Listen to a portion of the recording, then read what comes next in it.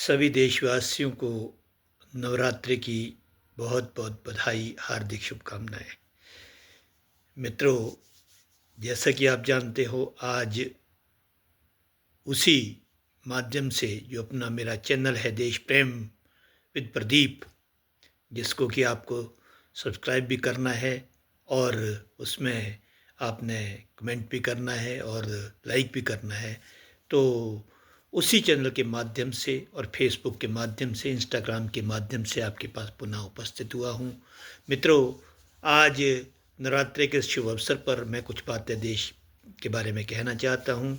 आजकल आपने देखा होगा, अभी कुछ दिनों पहले राहुल गांधी की प्रेस कॉन्फ्रेंस हुई थी। राहुल जी जो है ना बार बार प्रेस कॉन्फ्रेंस करते हैं, हाइड्रोजन बम फोड़ने की बात करते हैं और उन्होंने यहाँ तक कह दिया कि जेन जी जो है ना जी, अब विरोध करेंगे, जेन जी तख्ता पलट करेंगे। नेपाल की क्रांति से वो बड़े प्रभावित महसूस हो रहे थे। और यहाँ मैं कुछ चीज़ें बता देना चाहता हूँ कि राहुल जी जो भी करते हैं कोई बात नहीं है, लेकिन उनके पीछे भी कोई ना कोई उनका सलाहकार होता है जो उनको सही तौर पर दिशा निर्देश देता है। और सलाहकार अगर अच्छा है तो अच्छी बात करेगा, अगर सलाहकार ठीक नहीं है तो वो कोई बात ज़्यादा अच्छी नहीं करेगा।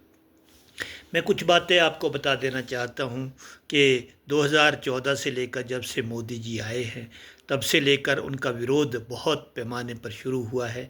खासकर राहुल गांधी जी बहुत बार जो है विरोध करते रहे हैं, क्योंकि नेपोटिज्म के खिलाफ जो आंदोलन जीतकर मोदी जी 2014 में आए थे, जिनको राहुल जी आज जेनजी आंदोलन कह रहे हैं, उसी तरह का आंदोलन भारत में हुआ था।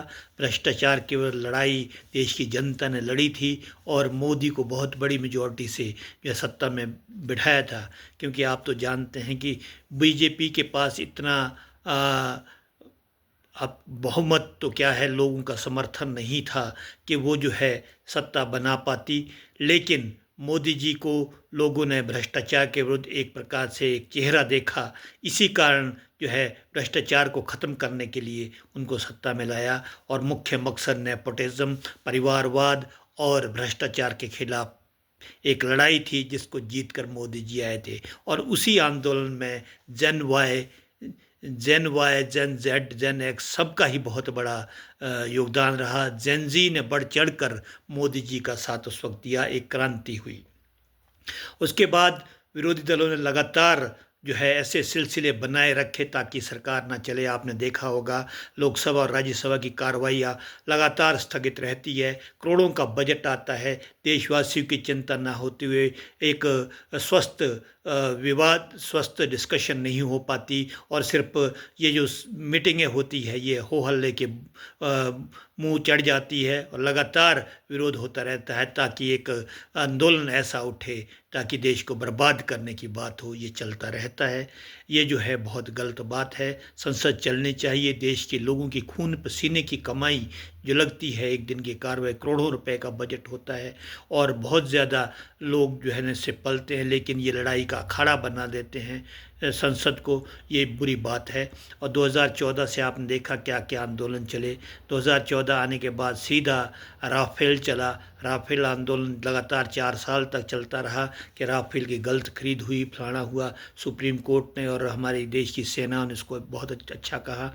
2016 में उसके बाद जो है नोटबंदी आई, नोटबंदी की घोषणा हुई। नोटबंदी की घोषणा ये जो एक्सट्रीमिस्ट थे, ये जो क्या कहते हैं टेररिस्ट थे, आतंकवादी थे, उन पर करारी चोट थी। क्योंकि पाकिस्तान में पीओके में भी करेंसियाँ बनने लगी थी। करेंसी को बंद करना उस वक्त बहुत आवश्यक था और लोगों ने काले धन भरे हुए थे। नेताओं ने, जो पॉलिटिकल पार्टी यहाँ तक थी, उनके पास भी काला धन जो था वो चुनाव में खर्च होता था, जो बहुत बुरी बात थी। नोटबंदी एक बहुत अच्छा स्टेप था। भले ही कुछ लोगों ने अपनी जान गंवाई होगी, लेकिन देश हित में कई बार ऐसी चीज़ें हो जाती है जब कुर्बानियाँ भी देनी पड़ती है। उसके बाद जीएसटी आया, जिसको गब्बर सिंह टैक्स कहा।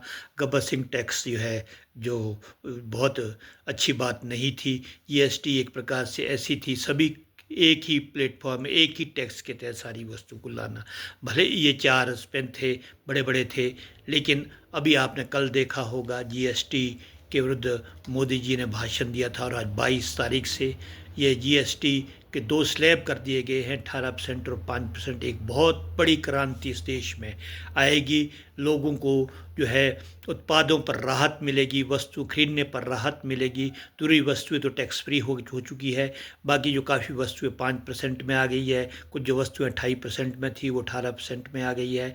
तो इससे काफ़ी राहत महसूस करेगी। आज हम देखते हैं ये गब्बर सिंह टैक्स जो है देश के लिए कितना कामयाब। उसके बाद आपने देखा जीएसटी के बाद अन्य कितने मुद्दे उठे।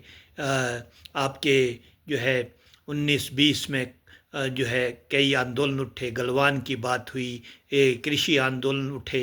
कृषि आंदोलनों के साथ साथ आपने देखा होगा चीन की जो समस्या थी, जो गलवान घाटी की थी, वो उठी। आपके एनआरसी और सीएए के मुद्दे उठे। एनआरसी किसी भी देश के लिए बहुत ज़रूरी है, कोई भी देश बिना एनआरसी के काम नहीं करता, ऐसे कोई नहीं है। सीएए भी बहुत ज़रूरी है। तो कृषि कानून जो है, 3 कृषि कानून आए जिसकी स्वामीनाथन आयोग ने जो है बात की थी। इसके अलावा चौधरी महेंद्र सिंह टिकैत जो नरेश ठाकुर टिकैत के फादर थे, जो कृषक आंदोलन के प्रधान हैं, उनके जो है ना जी महेंद्र सिंह टिकैत ने ऐसे कानून की बात की थी। जो कानून आए और लेकिन उसको नहीं माना, वापस लेने पड़े, वो आंदोलन चले। अब कई और आंदोलन चले। अब अदानी के विरुद्ध आंदोलन चला। अदानी उद्योगपति है, हमारे देश की मिश्रित अर्थव्यवस्था है। इसमें हम यू कैन से कि what is the real meaning of this mixed economy. This is the coexistence of private and public sectors. Private sector को भी उतनी प्राथमिकता देनी पड़ती है। निजी क्षेत्र में उद्योग लगते हैं, उद्योगों के माध्यम से रोज़गार मिलता है। ये अदानी, अंबानी और ये जितने भी हमारे देश के बड़े बड़े उद्योगपति हैं, रिलायंस वाले हैं, चाहे कोई है, ये सभी लोग करोड़ों लोगों को रोज़गार देते हैं। सरकारी क्षेत्र में रोज़गार नहीं मिलता। इन्हीं उद्योगों के सारे देश चलता है। इनका विरोध अच्छा नहीं है। देश की इकॉनमी प्रभावित होती है। करोड़ों लोगों का शेयर मार्केट में पैसा लगा होता है। उस पैसे को एकदम से समाप्त करना ये अच्छी बात नहीं है। अदानी के विरुद्ध हिंडनबर्ग रिपोर्ट आई थी। हिंडनबर्ग की तो कंपनी ही अपनी बंद हो गई। और साथ में माननीय सुप्रीम कोर्ट ने हिंडनबर्ग के विरुद्ध डिसीजन दिया कि अदानी का जो था, अदानी बिल्कुल सही जो काम था, हिंडनबर्ग गलत था। तो ये सारी चीज़ें जो है आंदोलन चलते। आजकल एसआईआर का चला हुआ है मुद्दा। ये आपके एसआईआर के मुद्दे में हर वक्त जो है ना मतदाता सूची में संशोधन होता है। इसमें खामियां रहती है, ये हम भी मानते हैं, लेकिन खामियों का समाधान होता है। वोटर जागरूक होना चाहिए। अगर किसी का नाम वोटर लिस्ट में नहीं है, उसको अवसर मिलता है। बार बार बीएलओ बार बार पूरे साल इसी कार्य में लगे रहते हैं। बार बार मौका मिलता है कि जिसका नाम मतदाता सूची में नहीं है, अपने आवश्यक दस्तावेज ले जाकर वो सूची में संशोधित करे। और इलेक्शन कमीशन ने भी ये डिक्लेयर कर दिया है कि कोई भी ऑनलाइन जो है इसमें परिवर्तन नहीं हो सकता। लेकिन बेवजह बेपैर सिर के मुद्दे उठते रहते हैं। मोदी जी ने देश के लिए बहुत बड़ा काम किया है। अवश्य है कि कुछ कमियां भी रहती है, लेकिन ज़ीरो टॉलरेंस जो भ्रष्टाचार के विरुद्ध की है, और जो दूसरी पार्टियां जो सत्ता से बाहर नहीं देख सकती थी, आज सत्ता के लिए इतना ज़्यादा परेशान हो चुकी है सत्ता पाने के लिए कि तरह तरह के आरोप जो कि देश हित में नहीं है, देश के विरोध में शामिल हो रहे हैं, ऐसे आंदोलन कर रहे हैं। और मैं उन देशवासियों से सादर अपील करना चाहता हूं जो मोदी के जो जान चाहने वाले हैं, उनको अंधभक्त कहते हैं। अंधभक्त मोदी भक्त नहीं है। मोदी के भक्त, ज़्यादातर मोदी के भक्त देशभक्त है, राष्ट्र प्रेम से ओतप्रोत वो भगत है, देश को चाहते हैं। मोदी जब देश को चाहते हैं, अपने परिवार के लिए उन्होंने कुछ नहीं किया, अपने परिवार को विकसित करने के लिए उन्होंने कोई योगदान नहीं दिया, तो वो देश प्रेमी है, देशभक्त है। और पूरे विश्व ने ये साबित कर दिया है कि वो राष्ट्र प्रेमी है, राष्ट्र भगत है। जेन जी हो चाहे जेन एक्स हो, हमेशा मोदी के साथ खड़ा देखने को मिलेगा। क्योंकि हमारा देश क्या है, हमारा देश जो है, हमारे देश में आपने देखा होगा, हमारे देश में आप तमिलनाडु से चले, चाहे इधर अरुणाचल प्रदेश से चले, ईस्ट से चले वेस्ट तक, चाहे नॉर्थ से साउथ तक चले, चाहे तमिलनाडु में आपकी तमिल बोली जाती है। तमिलनाडु में जो है डीएमके द्रविड़ियन लोग रहते हैं, वहाँ पर कांग्रेस और बीजेपी का कोई बहुत ज़्यादा बड़ा अस्तित्व नहीं है। इसके अलावा केरला में अवश्य ही वामपंथी है, कांग्रेस है।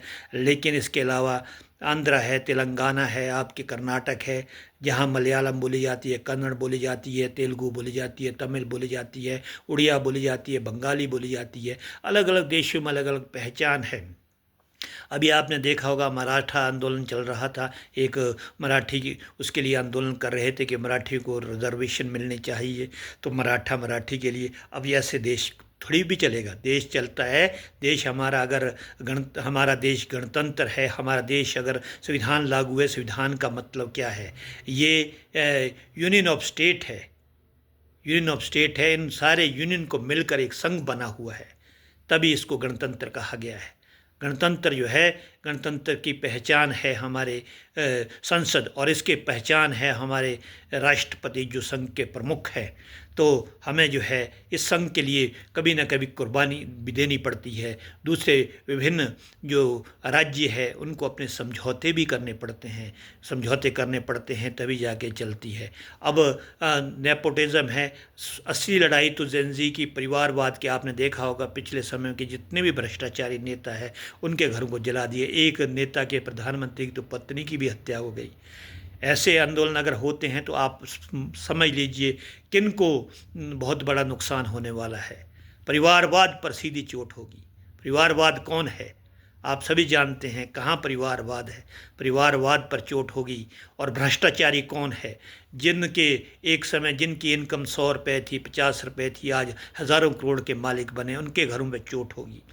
तो नेपोटिज्म जो है न मत भड़काइए अब युवाओं को। ऐसा ना हो जाए कि अच्छे खासे जो सरकार काम कर रही है वो उठे तो और देश में ऐसी क्रांति आए कि जो पुराने नेता है जिनने भ्रष्टाचार से पैसा कमाया है, उनके परिवार, उनके बच्चे और उनका पैसा समाप्त हो जाए। इसलिए ऐसे देश को भड़काने का प्रयास ना करें। और मुझे तो यही लगता है अंधभक्त मोदी नहीं है, अंधभक्त वो है, मैं दावे के साथ बोल सकता हूँ, अंधभक्त वो लोग हैं जो एक ही परिवार के जो योग्य भी नहीं है, अयोग्य व्यक्ति के पीछे खड़े होते हैं, वो अंधभक्त है। उनको यही नहीं पता देश जो है, देश हित क्या होता है, देश क्या है, देश सर्वोपरि है, डेमोक्रेसी कहाँ है। परिवारवाद डेमोक्रेसी है, एक परिवार के नेता ही नेता बनेगा, मुखिया बनेगा, वो डेमोक्रेसी है, वो लोकतंत्र नहीं। लोकतंत्र वो होता है जब लोग चुनकर जो है नेता को चुनते हैं। तो मेरे मानना है कि भाई डेमोक्रेसी जो है, जिस डेमोक्रेसी को बहाल कीजिए, ये अच्छी बात नहीं है। डेमोक्रेसी का मतलब परिवारवाद नहीं है। ऐसा ना हो जाए कि देश जो है इन अंधभक्त, जो मोदी के विरोधी है वो अंधभक्त है, एक परिवार के पीछे लगे हुए हैं, एक दिन उनको जो है ऐसा दिन देखना पड़े जो ऐसा दिन जो है नेपाल की लोगों को देखना पड़ेगा। भारत के लोग भारत एक स्वस्थ लोकतंत्र है। अगर परिवारवाद से भी निकलकर कोई आ रहे हैं तो वो भी जनता में से चुन के आए, लेकिन कभी भी जो है जात पात और धर्म के नाम पर देश को बांटने का प्रयास ना करें, जो कि 1947 1950 जब पहला चुनाव हुआ तब से तोड़ने का प्रयास हुआ है। अम्बेडकर साहब को किसने निकाला? बार बार अम्बेडकर साहब हारते रहे, राज्यसभा में जाना पड़ा, लोकसभा का चुनाव हारते रहे। क्यों हारे? कैसे हारे? बौद्ध धर्म कबूल किया, क्यों किया? जातिवाद के विरुद्ध किया। जो जातिवाद को भड़काते हैं, जो धर्म को धर्मांधता को बढ़ाते हैं, वो अच्छी बात नहीं है। ये पार्टियां जो आरएसएस है, आरएसएस एक ऐसा संगठन है जो कि एक सांस्कृतिक संगठन है। भले ही उससे निकलकर लोग राष्ट्रवाद का पाठ लेकर बीजेपी इत्यादि में आते हैं, लेकिन मेरा मानना है कि एक राष्ट्रवादी संगठन है, एक संगठित ताकत को पैदा करता है। मुसलमानों को भी जो है ना जी, मुसलमानों को भी इसमें आने की इजाज़त है। कोई भी मुसलमान आ करके, देश प्रेमी मुसलमान इसमें जो है आ सकता है। इसीलिए किसी पर टीका टिप्पणी ना कीजिए, बचिए। देश अभी बहुत ऐसी हालत में जा रहा है जो अच्छी देशवासियों के लिए अच्छी नहीं होगी। और एसआईआर जो है, वोट सूची में संशोधन होता रहेगा, मरने वालों के नाम कटते रहेंगे, जो भी दूसरी जगह चले जाते हैं उनके नाम भी कटेंगे, और जिसके नाम नहीं कटे होते हैं, जिसके नाम ज़बरदस्त गलती से कट जाते हैं, उनको जो है ना ये अपने पोलिंग बूथ पर जाकर अपने नाम ठीक करने चाहिए। मैं सभी राष्ट्र भक्तों को, देश प्रेमियों को नवरात्रों की बहुत बहुत बधाई देता हूँ। एक माँ भगवती सबको सद्बुद्धि दे और जो है देश प्रेम की भावना सब में जगे। जय हिंद, जय भारत, जय माता की।